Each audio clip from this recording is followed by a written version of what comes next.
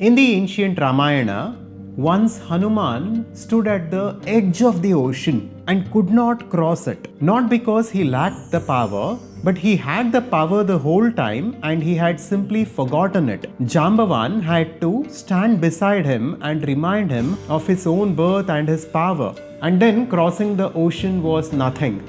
We all know what happened next. What almost nobody notices is what it is actually teaching. It is not a story about strength, it is a story about doubt and what doubt does to a life. Because there are two dimensions inside you. It's like two people living inside of you. One of them can be stopped by almost anything, and the other one was never stopped by anything. And every single day, one among these is running your decisions in your life. And the one running your decisions and your life right now is the reason things keep almost working. And by the end of this video, you will understand exactly what luck is, what grace is, and why doubt kills it, and the shift that puts the other self in charge. The ancient rishis named it, and let me show you what they saw. Now, people who are lucky and people who are receiving and living in grace, and we can see these kinds of people all around us who are surrounded by wealth and abundance and good health and relationships where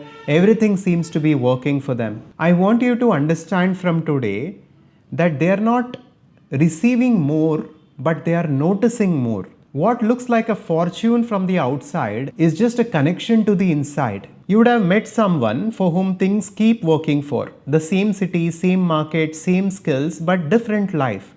We call it luck because logic cannot trace it, but it is not random.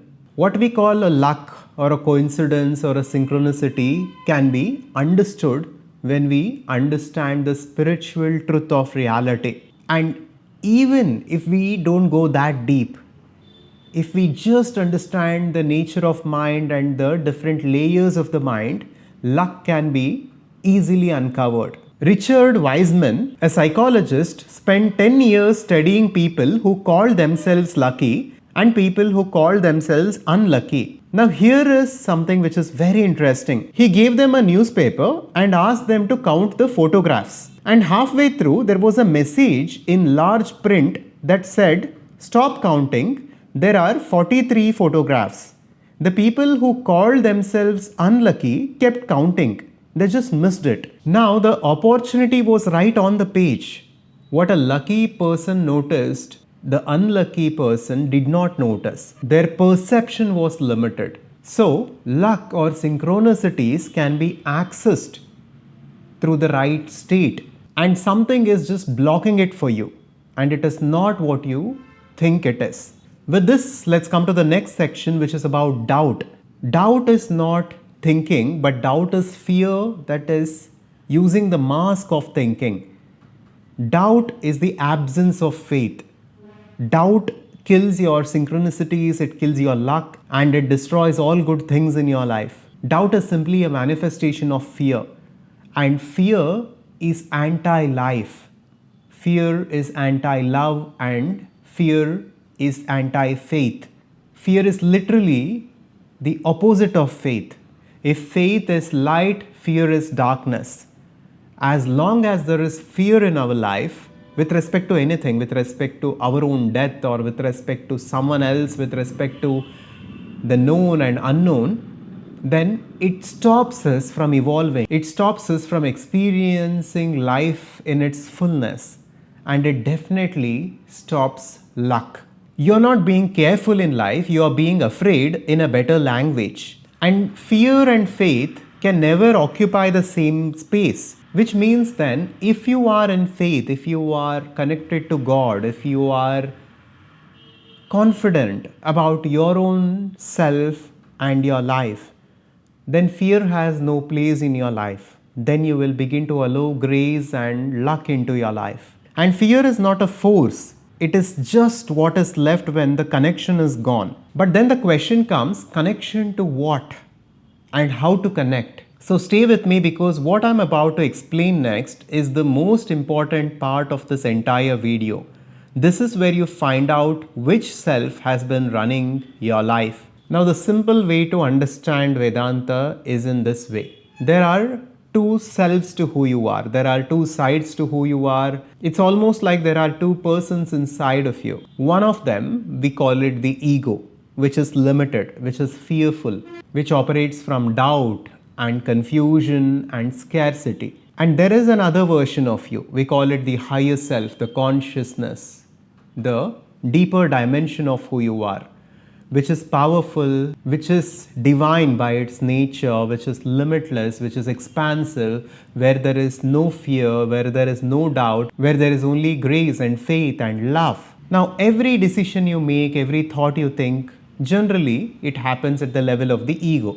That is why for people in general, life is difficult. It is a life of resistance, it is a life of scarcity, and it is a life of struggle. But there is a possibility for us to operate from the deeper level, from the level of awareness, from the level of consciousness. Now, the amazing thing is that at the deepest level, we are one with the universe. What we call the universe and the external reality is not separate from us when we go deeper. Sarvam Kalvidam Brahma, says the Chandogya Upanishad, which means every aspect of this existence at the deepest level is pervaded by the same consciousness. So, the mind-bending thing here is that at the deepest level, when you take a certain intention and when you are connected to the source, it's like the universe is one with you. It is not that you are taking a thought and the universe responds to you. That is how the ego interprets it. That is how the mind can understand it. But at a deeper level, the universe is you. The universe is within you. So your intentions are the intentions of the universe. Whatever you wish for your life, the universe itself becomes that. So that is luck.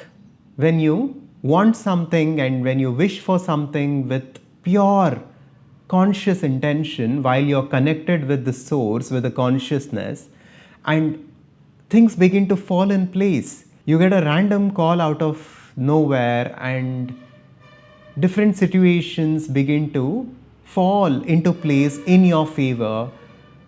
That is luck. That happens because you are operating with a connection to the source, to the universe. You are not operating as an individual ego that is separated from the universe. The deeper self, the awareness, the consciousness has no fear because it has nothing to lose.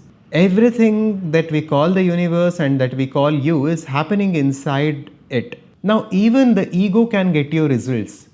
We see this happening all around the world. People work hard, people hustle, people pursue wealth and power and money, and they ultimately get it in many cases.